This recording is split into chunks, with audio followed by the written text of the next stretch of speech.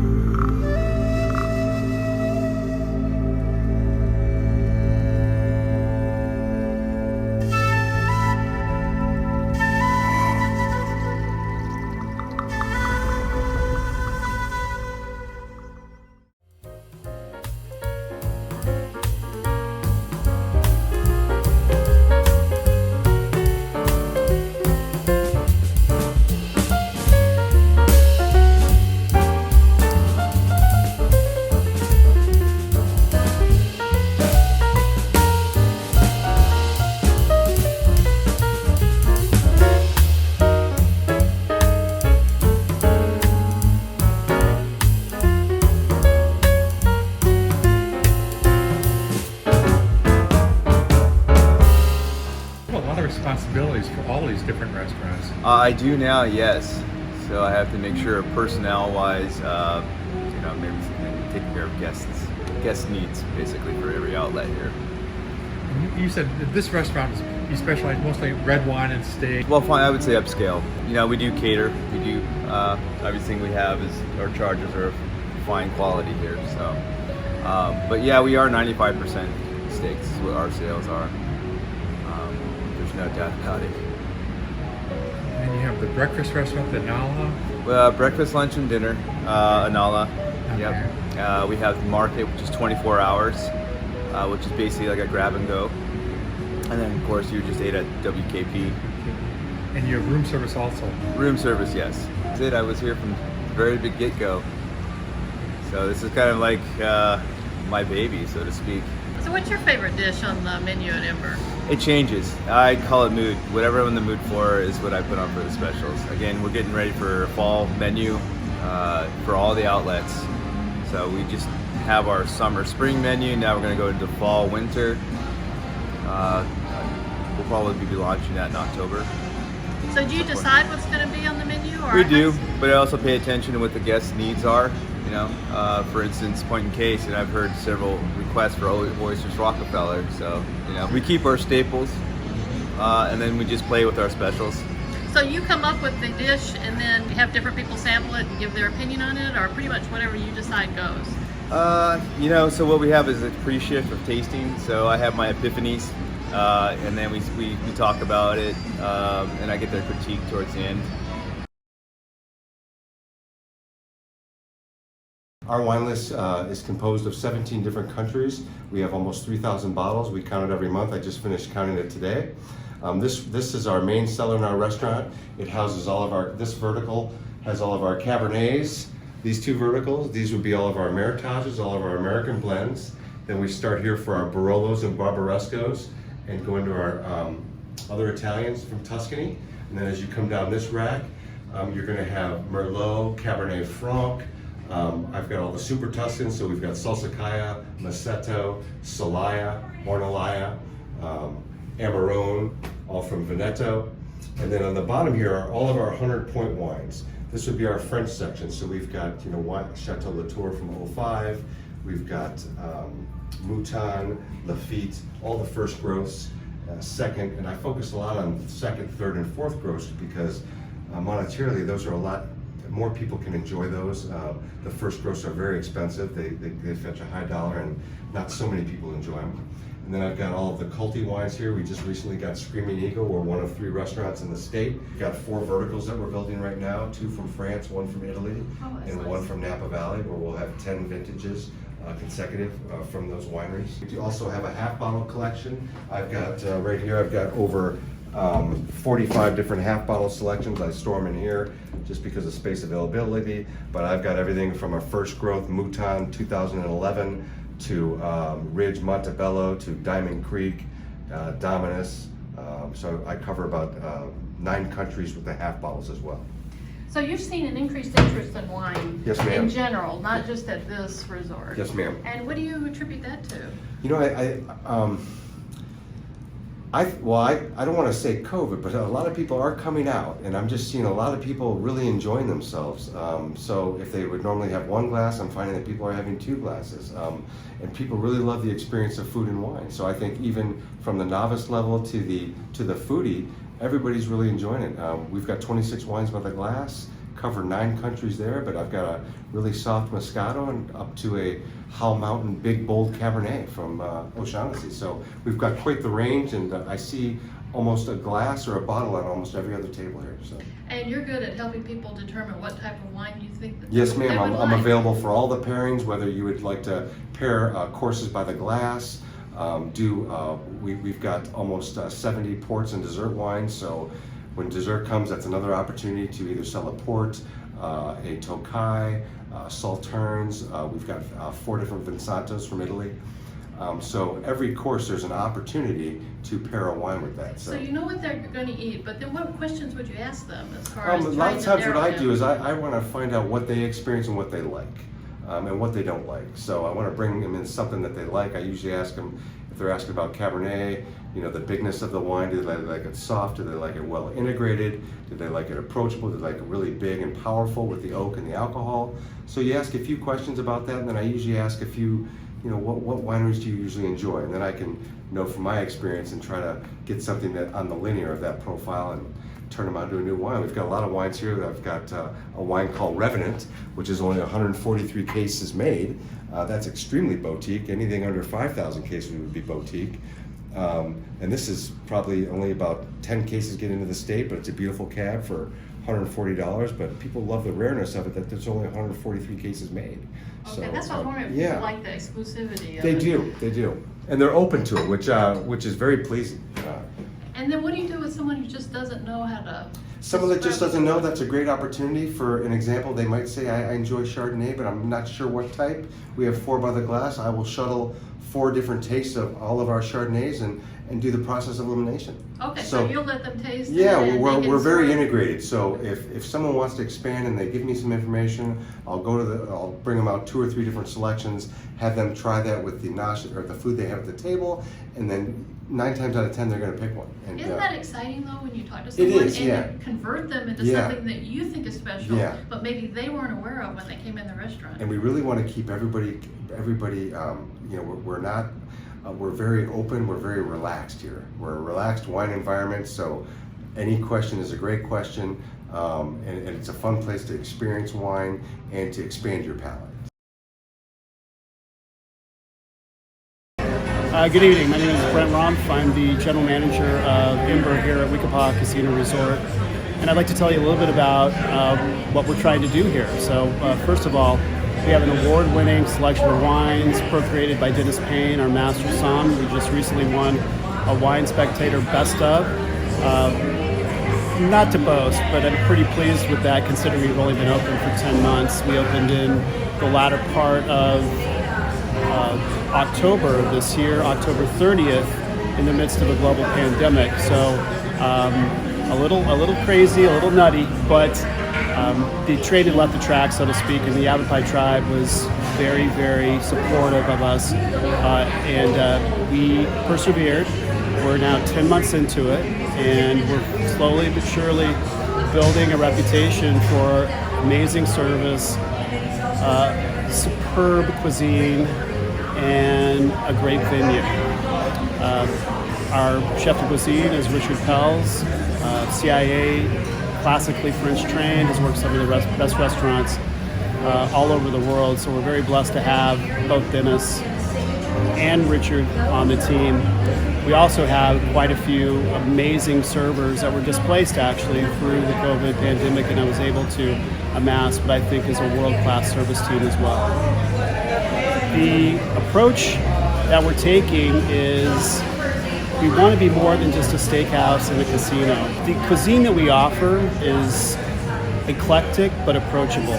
So you can have a 24-ounce bone-in ribeye off our mesquite burning grill, or you could have veal cheeks or an endive salad as well. So what we try to do is we try to appeal to the masses, but also to the foodie as well. And I think that's been a strong approach.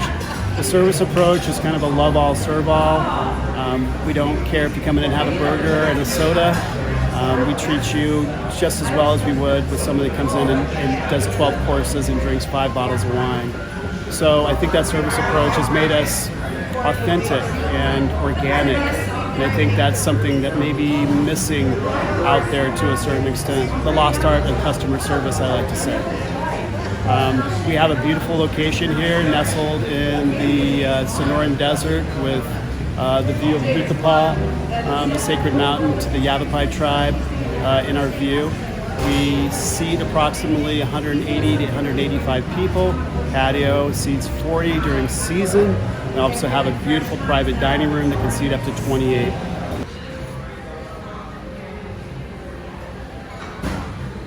For our bread tonight, most comes from Noble Bakery in Phoenix.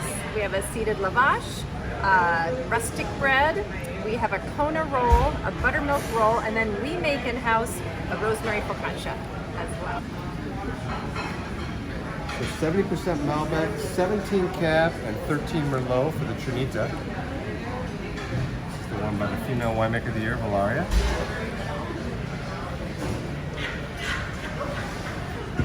Corvin on the Cab.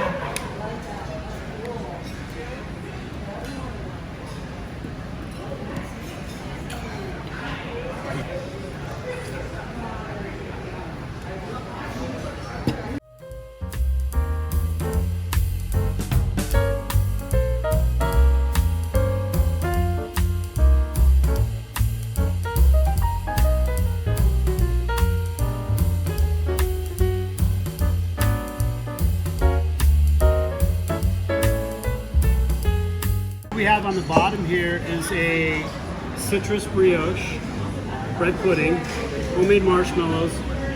Then you have a dark chocolate truffle on top with milk chocolate inside.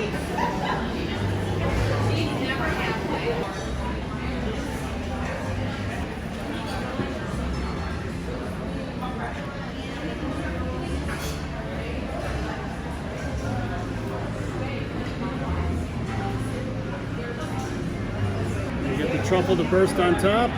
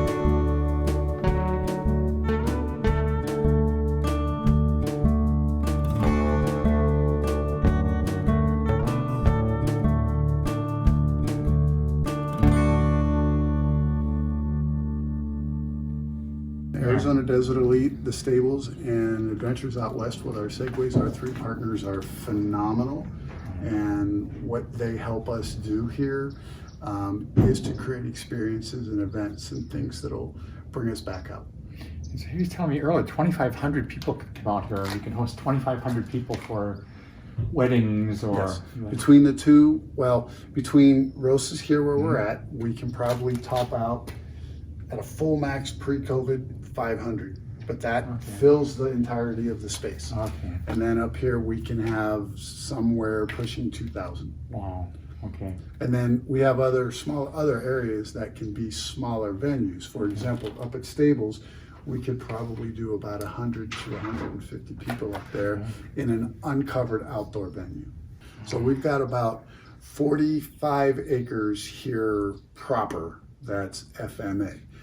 We extend beyond that envelope with access to our trails for our partners. Other than corporate events, like individuals that would come out here, what type of activities would you? Same activities. Okay.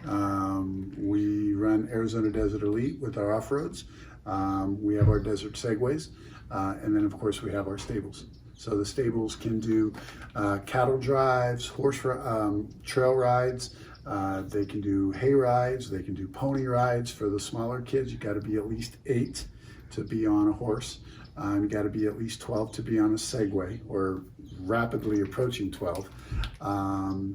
The Arizona Desert Elite, it doesn't matter how old. There are people who've brought infants and young kids. We hold birthday parties, any familial or personal events, quinceañeras, birthday events, anniversaries, retirement events, family reunions, because we can put so many people up there, holiday parties, Christmas parties, bar mitzvahs. We've had it all. We've had it all. So a desert Segway differs from a regular Segway because it's built differently? It's not that it's built differently, it's a different tire. We have a wider tire that's a little bigger, is got more cushion so it's not as rigid, and it handles the trail. The Segway trails are only about 4 foot wide, and you literally see the 2 tracks go through. But yeah, we have a very proactive, maintain life. We try to promote the cultural aspects of the nation and of the land historically. Every plant out here, every plant was used in totality for the native tribes that use this, primarily the Yavapai. And so whether it's a cactus or whether it's a willow or whether it's a mesquite, every aspect of it was used. And on our tours, we try to engage that information to our clients. So we really try to bring an experience, education, and fair warning. The desert's a beautiful, wonderful, safe place, but it's also a beautiful, wonderful, and can be dangerous if you're not paying attention to your surroundings. We want people to go out, have fun, come back. We make sure they're hydrated, make sure they're made aware of the perils that are out there.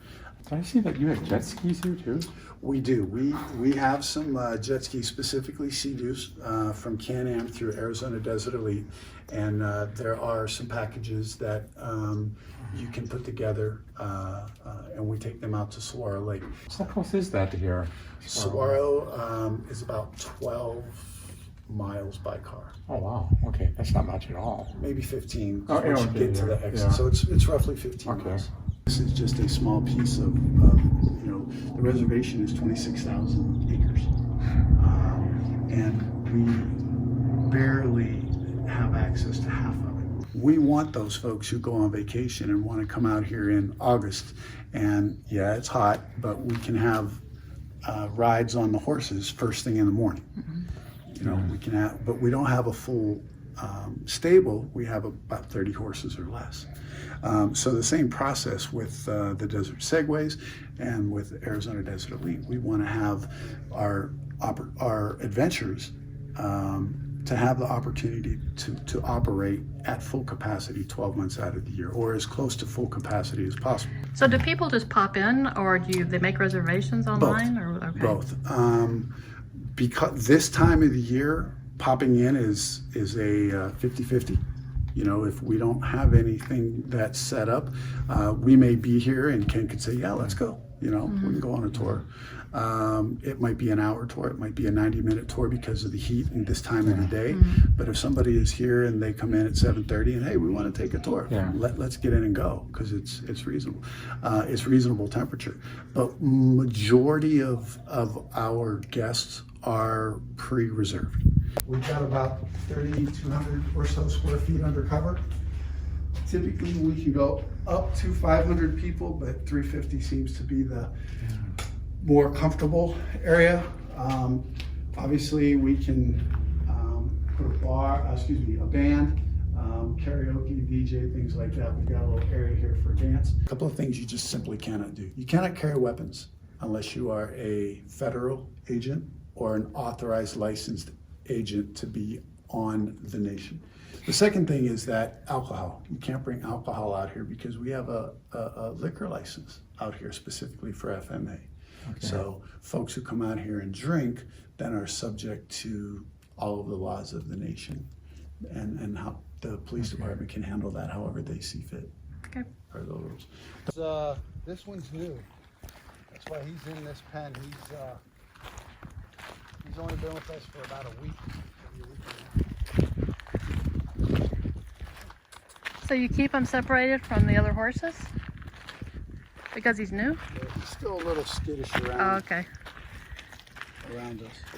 And this mare just gave birth not very long ago.